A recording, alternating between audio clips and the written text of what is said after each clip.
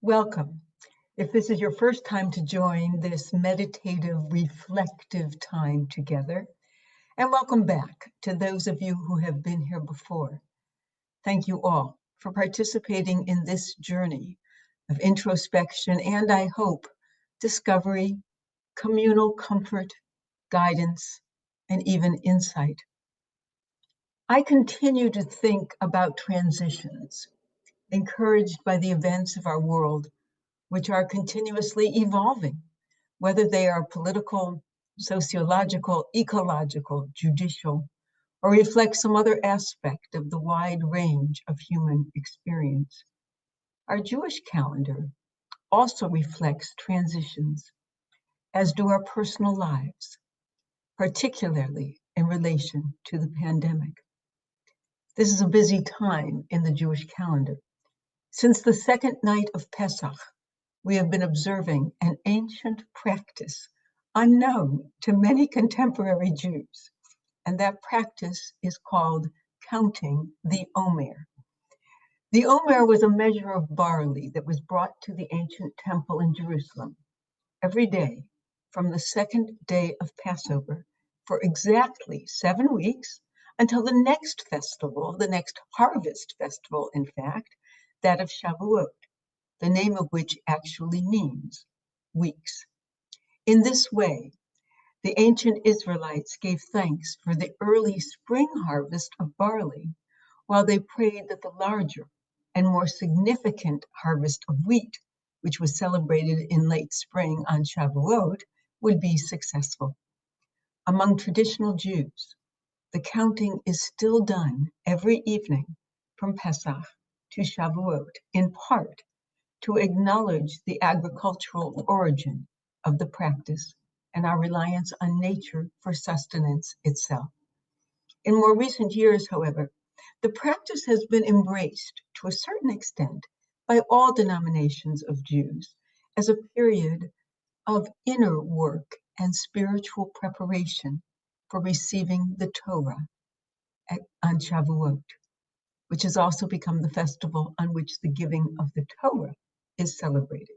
So all of our festivals have both this agricultural origin and this historical overlay. Passover was the early spring harvest, but the time of the Exodus from Egypt.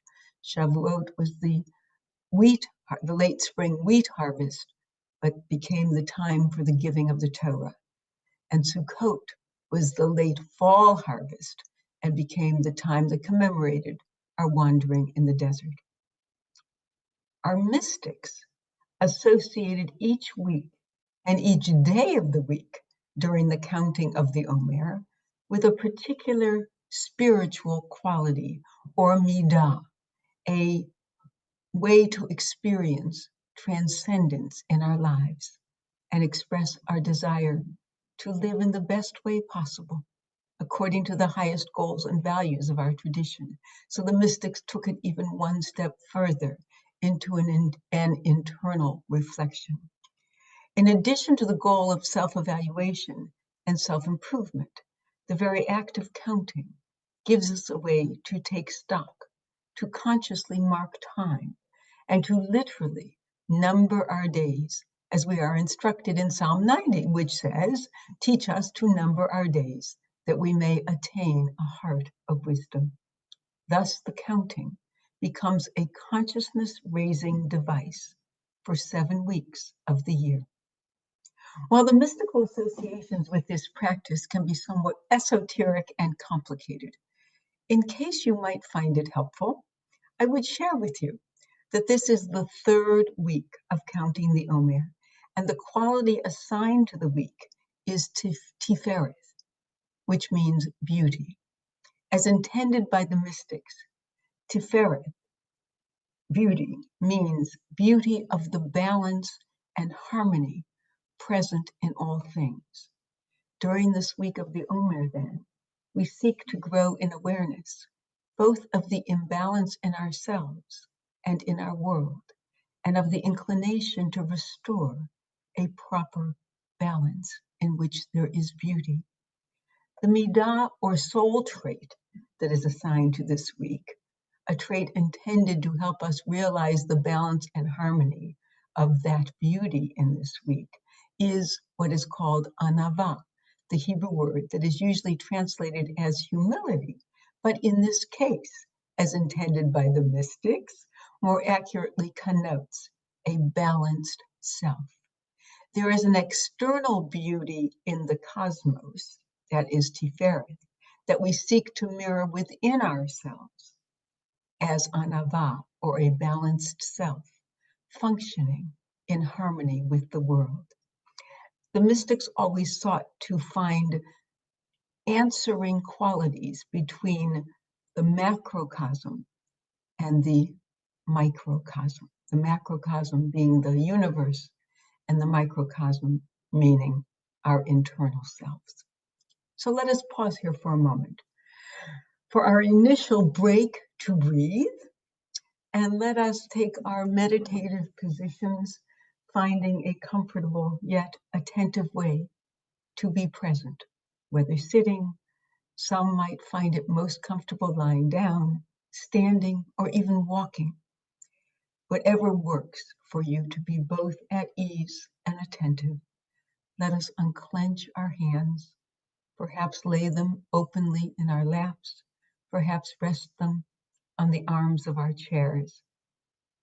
But in some way, let the openness of our hands signify the unclenching of our entire selves. For many, it will be helpful to close our eyes. That is always my chosen way. And together, let us take that first full, deep, healing breath. Let us feel it go in,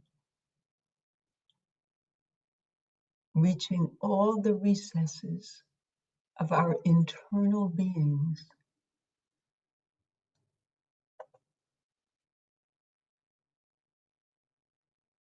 Let's hold on to it for just a few seconds.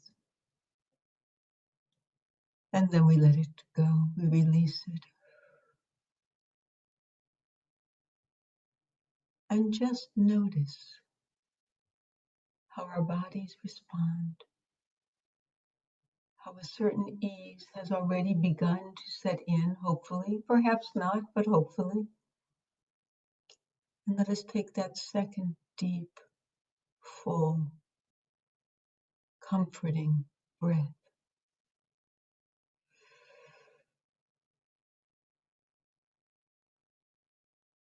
And we consciously focus on the actual taking in of the breath, because that forces us to pay attention to just this moment, just this instant in time. That is one of the ultimate goals of meditation, is to help us learn to focus right now, to let go of everything that may have happened before we sat down, to let go of our to-do lists and our concern or our anxiety or our plans or our looking forward. We let go of it all because it's not happening now. And we can only live fully and completely now. The past is already gone. We can do nothing about it. The future is yet to come. We cannot live it yet. Let us live this moment, this instant. Let us be present. And that's why we think about the breath.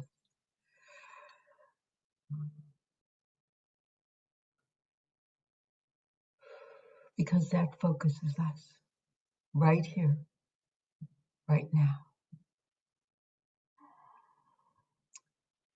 And it is my conviction that for many of us, we haven't really taken a deep breath all week. So let us do that. And feel the gift of it,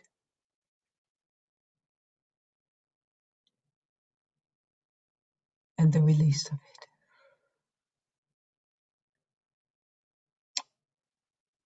As my teacher, Rabbi Mark Margolius, has explained about the personal trait of Anavah,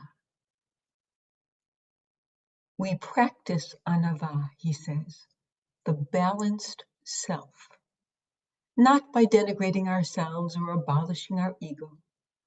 Rather, we seek proper inner balance, setting wise boundaries between ourselves and others, occupying the time and place allotted to us, while respecting others' time and space. We practice Anavah by understanding ourselves as finite vessels, infused with that which is infinite. We know well how human beings can compensate for a deflated sense of worth through egotism, a hyperbolic sense of self-importance. We know how anxiety about our human limitations and mortality can lead us to grandiosity, seeking immortality through achievements and the works of our hands. We know as well how shame can destroy any valid sense of self or self-worth. In our mindfulness practice, we try to begin by cultivating curious, non-judgmental attention to the truth of our experience. Step 1 in accessing and practicing Anavah, the balanced self, involves simply bringing kind attention to the state of our ego. We quiet ourselves enough to observe the process by which our mind constructs our distinctive self, generating thoughts and narratives which justify, exalt, denigrate, and/or protect our identity. We notice any underlying emotional state which may be impacting our sense of self: fear, guilt, shame, pain, passion, and/or excitement. We bring kind attention to all of these thoughts, feelings, and associated sensations in our bodies. We notice how and when, over the course of a day, we tend to inflate and deflate our own sense of self. We become aware of the degree to which our inner sense of self is puffed up or diminished out of proportion to what we perceive as its right size. We notice when and how we overstep physical or emotional boundaries, as well as when we shy away from encounters with others. With greater awareness, we see more clearly our options for responding wisely in situations to which we habitually react by taking up too much or too little space. When do I tend to shrink or disappear? When do I overstep my place? What thoughts and emotions do these situations generate in me? To what extent do these instincts reveal unfounded assumptions? For example, I'll disappear if I don't say anything. No one is interested in what I have to say. I'm better than that person. I'm worse than that person. One of the sages of our tradition, Rav Avraham Kook, taught that our quest for external affirmation usually stems from a state of deficient spirit, and that Anavah, the balanced self, requires embracing one's inner wholeness. Likewise, Bachya ibn Pakuda, another sage from the medieval period, considers Anavah consistent with healthy pride. We should take pleasure in our actions or wisdom insofar as we consider them gifts bestowed upon gifts bestowed upon us. Staying connected to awareness of the source of our gifts causes us to be humble with others, to be considerate of their honor, to conceal their folly and speak their praise. We might be guided in applying the trait of a balanced self by a focus phrase popularized by a teacher of Musar, a man by the name of Alan Morinis. He said, we should be guided by the idea, no more than my place, no less than my space. No more than my place, no less than my space. This week, may we model the value of a balanced self by neither reaching beyond ourselves nor shrinking from our sacred role as divine beings. May we respond to arrogance within and around us by occupying fully the space and task apportioned to us, no more, no less. May we discern and preserve the boundaries which define us as individuals, which connect us with others and with something beyond ourselves, with the ultimate power being source of all in the universe. This is a lot to think about. Let us spend a few moments just concentrating on what it might mean to occupy no more than my place, no less than my space. Let us begin again with that deep, good, comforting breath.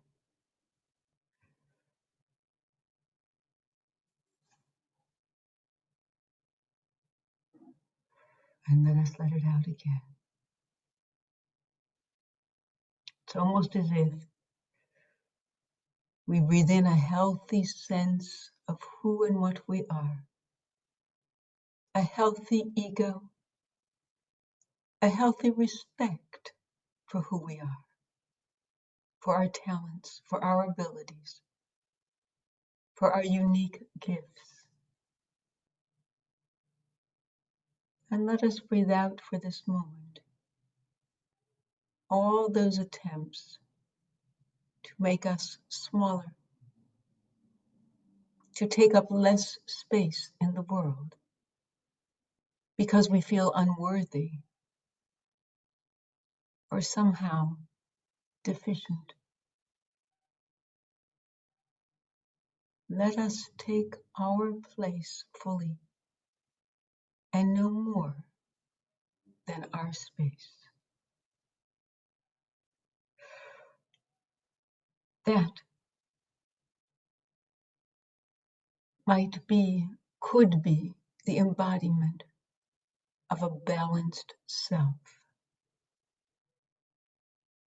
There is beauty in that balanced self because it implies a harmony within, an ease, an ability to function without constant second guessing, without constantly looking over our shoulders, without constantly building ourselves up in some way. We just are. We are balanced. We know who we are. We know what we are. And we find echoes of that harmony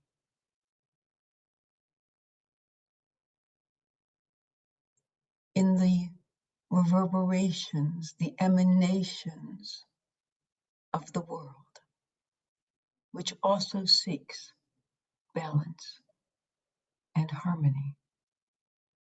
And in that is beauty.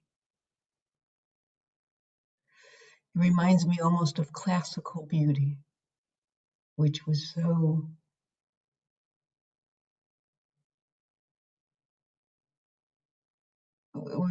wedded to that kind of evenness, that perspective of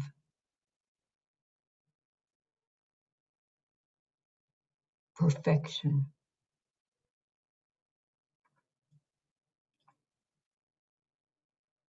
The artistic terms are eluding me at this moment.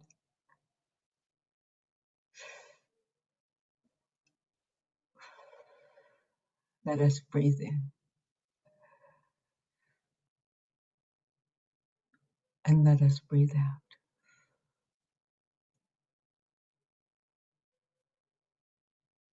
How wonderful it is when we can confront the world, greet the world, interact with the world from a place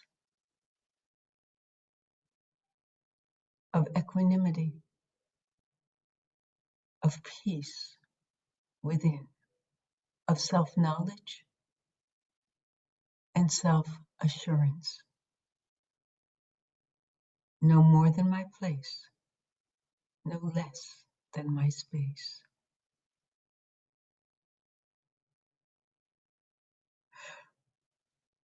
There is one more feature of our Jewish calendar that I would share with you, and that speaks to both the necessity and the difficulty of transitions.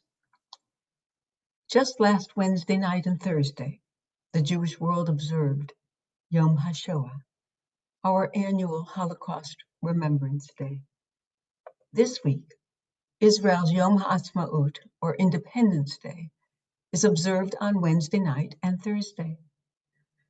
That joyful celebration is always preceded by Yom HaZikaron, Memorial Day for the fallen soldiers, which will be Tuesday night and Wednesday. Israeli Independence Day then being Wednesday night and Thursday. The message of linking these 2 days is clear. Israelis owe their independence, the very existence of the state, to the soldiers who sacrificed their lives for it. The official switch from Yom HaZikaron, the Day of Remembrance, to Yom HaAtzmaut, Independence Day, takes place a few minutes after sundown, with a ceremony on Mount Herzl in Jerusalem, in which the flag is raised, the Israeli flag is raised from half-staff in honor of Memorial Day to the top of the pole in honor of Independence Day. The President of Israel delivers a speech of congratulations, and soldiers representing the Army, Navy, and Air Force parade with their representative flags. I find exceedingly poignant both the observance of Yom HaShoah, a week before Israeli Independence Day, and then the annual transition of remembrance to celebration. The 3 observances taken together speak to the complexity, the devastation, the glory, and the ultimate hope of Jewish history. It is a remarkable progression of days, and I find myself regretting each year how unnoticed these sacred days are in our North American lives and sensibilities. It has become far too easy to criticize Israel, and I believe in the politicization of so much in our lives. The enduring miracle of the state is lost. I recognize that this is a much larger discussion. But if we are looking for context, for perspective, for reality, and for hope, we need look no further than contemporary Jewish history. We need look no further than Israel's extraordinary contributions to the defeat of COVID-19, to give us a sense of possibility and even victory against overwhelming odds. So let us take just another moment or two to breathe.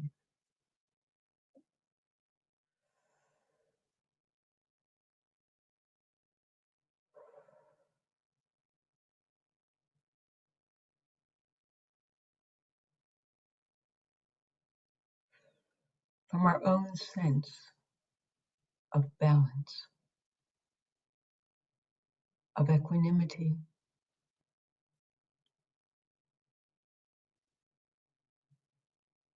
of beauty, of inner soul and spirit, we can almost detect in the very broad outlines of Jewish history a seeking always to restore balance from the depths to the heights, from the heights to the depths. It should not need the horrific depths we have known. But in this moment, let us rejoice at the resilience,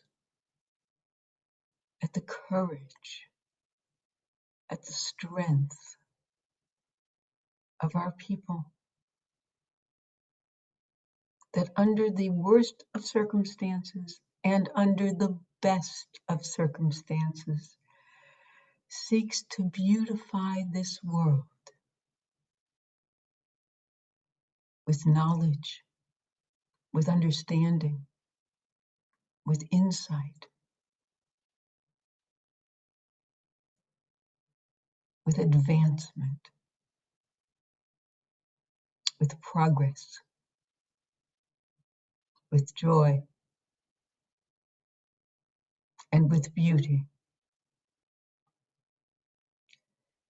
I did not mean to make today more complicated than we might wish, but the counting of the Omer and the presence of Israel's experience speak to us across the centuries and across the ocean. The Omer is a way of counting our days, this week with our attempts to balance our lives, to occupy no more than our place and no less than our space. The proximity of our observance of the depths of the Holocaust and the heights of Israeli independence upon the heels of its sacrifices and loss remind us that any worthy endeavor, any challenge in our lives brings with it certain costs.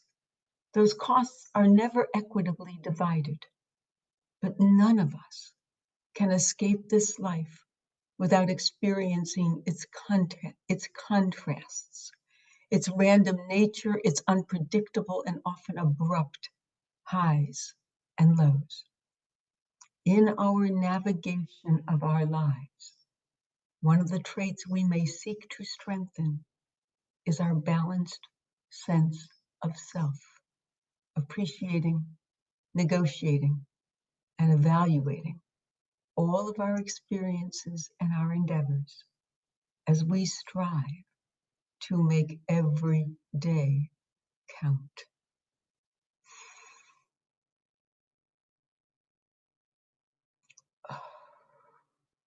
And these breaks to breathe help us focus on this day, this hour, this moment, the only one in which we are alive. We have already lived the past. We cannot live the future until it arrives in this moment. And so we breathe to practice being present right here, right now, on this day. By way of benediction and even hope for the week ahead, I would share with you a poem by the Israeli poet Yehuda Amichai entitled A Man in His Life. And please forgive the gender specificity of this poem. I did not want to change the poet's intent. A man doesn't have time in his life to have time for everything. He doesn't have seasons enough to have a season for every purpose. Ecclesiastes was wrong about that. A man needs to love and to hate at the same moment, to laugh and cry with the same eyes, with the same hands to throw stones and to gather them, to make love in war and war in love, and to hate and forgive and remember and forget, to arrange and confuse, to eat and to digest what history takes years and years to do. A man doesn't have time. When he loses, he seeks. When he finds, he forgets. When he forgets, he loves. When he loves, he begins to forget. And his soul is seasoned. His soul is very professional. Only his body remains forever an amateur. It tries and it misses, gets muddled, doesn't learn a thing, drunk and blind in its pleasures and its pains. He will die as figs die in autumn, shriveled and full of himself and sweet, the leaves growing dry on the ground, the bare branches pointing to the place where there's time for everything. God bless. May your time this week be filled with the beauty of balance, of equanimity, of a peaceful inner self. I look forward to seeing you next week.